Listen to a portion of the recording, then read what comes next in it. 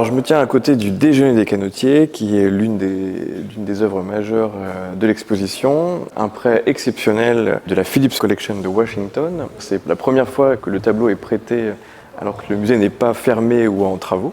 Donc on est très très heureux d'avoir ce tableau à Paris pendant quelques mois. C'est vraiment un événement parce que c'est une des œuvres majeures de Renoir, de toute sa carrière quelque part. C'est vraiment une œuvre pivot aussi, qui est presque au centre de sa carrière. Il peint ce tableau vers 1880, il a 40 ans.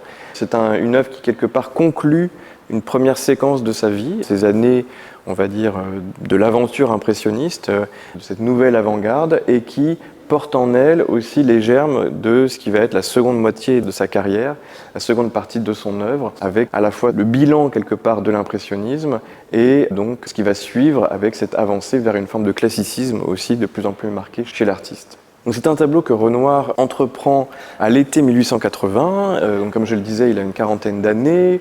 Il a peint un certain nombre de sujets déjà sur ce thème du canotage, des restaurants et des guinguettes de banlieue, des bords de Seine, de châteaux.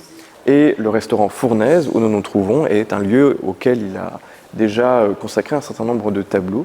Mais là, il y a vraiment la volonté de produire un grand format, une œuvre complexe qui hisse ces sujets de genre au rang de la peinture d'histoire. C'est vraiment ça le but de Renoir et de cette génération d'artistes, les impressionnistes, qui est de montrer que l'on peut peindre des grands tableaux, on peut faire de la grande peinture avec des sujets contemporains, avec vraiment la vie moderne et la beauté, la poésie de la modernité.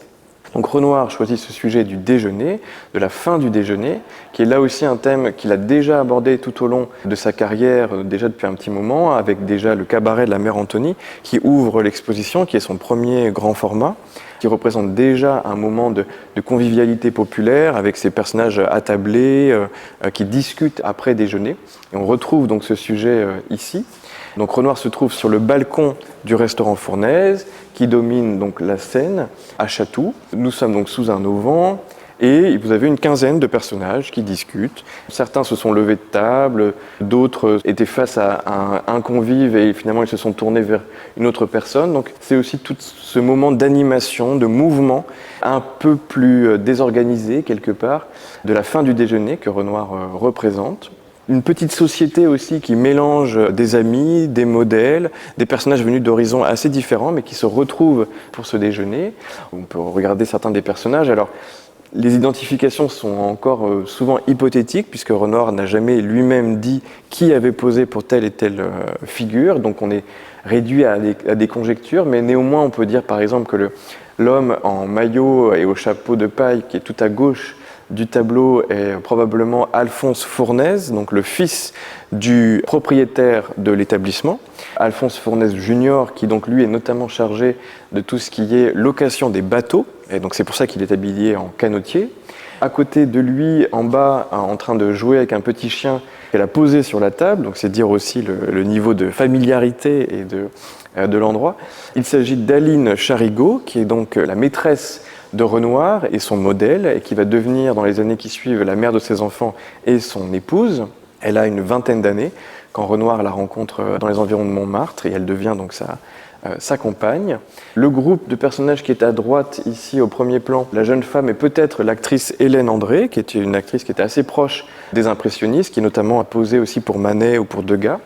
L'homme qui est au-dessus a été identifié parfois comme un journaliste qui s'appelle Maggiolo, qui était notamment, ce qui est assez étonnant, mais un journaliste d'obédience monarchiste et qui a écrit des pamphlets à ce moment-là contre Voltaire, la Révolution française, etc. Au premier plan, le second canotier en bras de chemise qui est en train assis à califourchon sur cette chaise et en train de fumer, a été lui identifié avec la figure de Caillebotte, Gustave Caillebotte, ce qui fait un peu débat puisque le personnage ne ressemble pas vraiment à Caillebotte, donc il est possible que en fait, Renoir ait fait poser plusieurs hommes pour cette figure et que Caillebotte ait à un moment donné prêté ses traits au personnage, mais qu'il y ait eu d'autres modèles à partir desquels Renoir a composé ce personnage qui est plus composite en effet qu'il n'y paraît.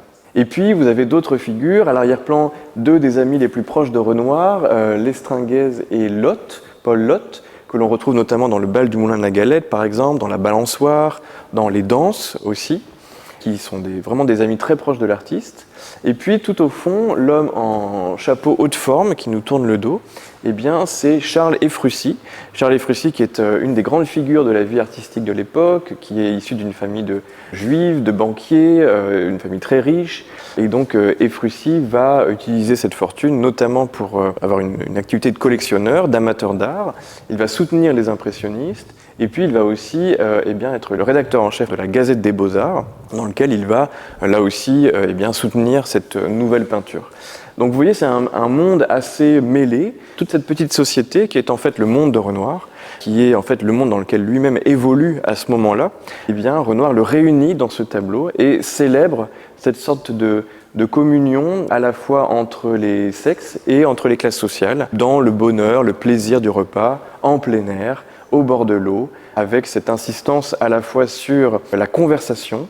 Ça, c'est un élément qui est très important chez Renoir, qu'on retrouve dans un certain nombre de tableaux de l'exposition. Renoir est vraiment un artiste qui met en valeur dans ses tableaux cette idée de la discussion, de la conversation des hommes et des femmes, ou des hommes entre eux, ou des femmes entre elles, qui parlent. Donc c'est une forme de lien encore, évidemment, pour Renoir. Et donc le repas est un moment privilégié de l'art de la conversation et de ce lien. Donc on le voit évidemment très nettement ici. Et puis quelque part, une forme de sensualité aussi, avec bien sûr le repas, les verres, le vin, la nourriture, les fruits, et puis même la présence des corps dans ce tableau, avec notamment les deux figures de canotiers qui montrent leurs bras nus, et puis un certain nombre de poses qui sont des poses plus relâchées, plus détendues. La jeune femme qui est accoudée à la balustrade par exemple, cette femme ici avec sa pose des mains et la manière dont elle est assise sur cette chaise. Voilà, ce sujet est aussi Renoir l'occasion de célébrer une forme de plaisir des sens et de présence des corps dans la peinture qui est particulière aussi au déjeuner des canotiers. Et puis un dernier élément qui est très important pour comprendre ce tableau, évidemment, c'est la couleur. Pour Renoir, ce tableau, ce sujet, est en fait quelque part aussi un prétexte à des jeux de couleurs, à une manière de construire le tableau par des accords colorés. Et là, c'est vraiment un des talents et vraiment la science de la couleur de Renoir qui s'exprime dans ce tableau et qui est là le résultat de ces années de recherche impressionniste sur la couleur que l'on voit dans cette œuvre. À la différence par exemple du bal du Moulin de la Galette où le tableau est vraiment une recherche sur les effets de la lumière filtrant à travers les feuillages avec cet effet de taches de couleur qui se diffusent sur l'ensemble du tableau. Ici Renoir évacue totalement ce type de recherche. D'ailleurs les personnages sont sous un auvent, en fait ils sont à peu près tous dans l'ombre, donc ce qui évite ce jeu de contraste de lumière et d'ombre. Tout est éclairé de la même intensité, de la même manière.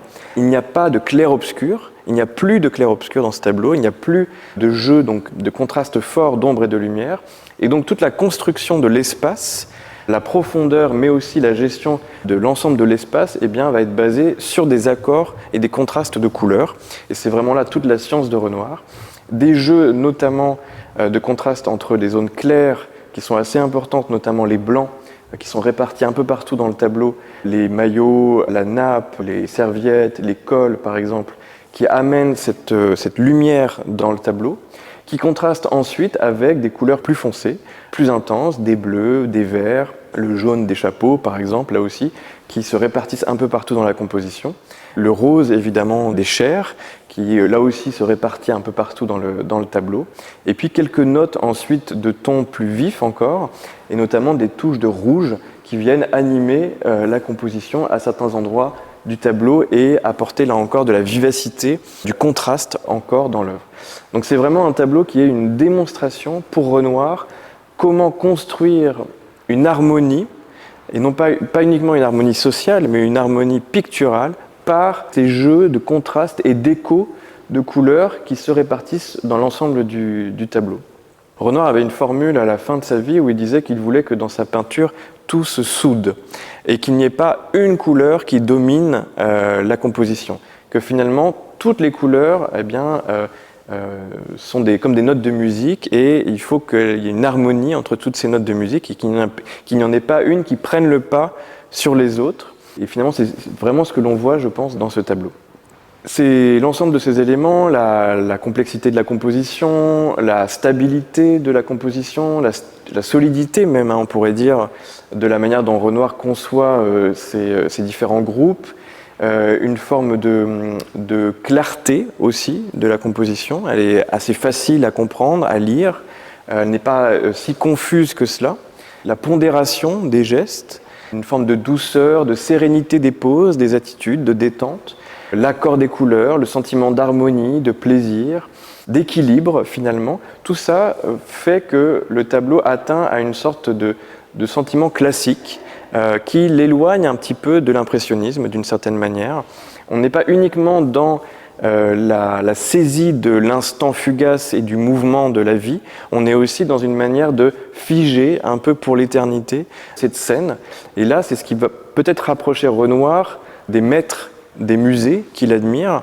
Renoir est un artiste qui se pense comme un artiste de son temps, moderne, mais toujours en dialogue avec les maîtres du passé. Il se conçoit comme le dernier maillon d'une grande chaîne. Il n'est pas du tout en rupture avec l'art du passé, au contraire. Et ici, ce tableau, quelque part, avec tous ces éléments, eh bien, est peut-être pour Renoir une forme d'hommage à ce qui est pour lui le plus beau tableau des collections du Louvre, qui est Les Noces de Cana de Véronèse, qui est pour lui, il le dit, le chef-d'œuvre des chefs-d'œuvre. Et quelque part, il en reprend modestement, puisque évidemment le format est beaucoup plus réduit et le sujet peut-être moins ambitieux quelque part. C'était une sorte de noces, un repas de noces profane. Mais néanmoins, c'est l'inspiration qu'a Renoir, c'est de se mesurer à ce type de peinture, à la grande peinture des Vénitiens de la Renaissance. Et cette fin de repas au restaurant Fournaise à Chatou est quelque part un petit peu une sorte d'équivalent moderne des banquets de la Renaissance qu'il admire au Louvre.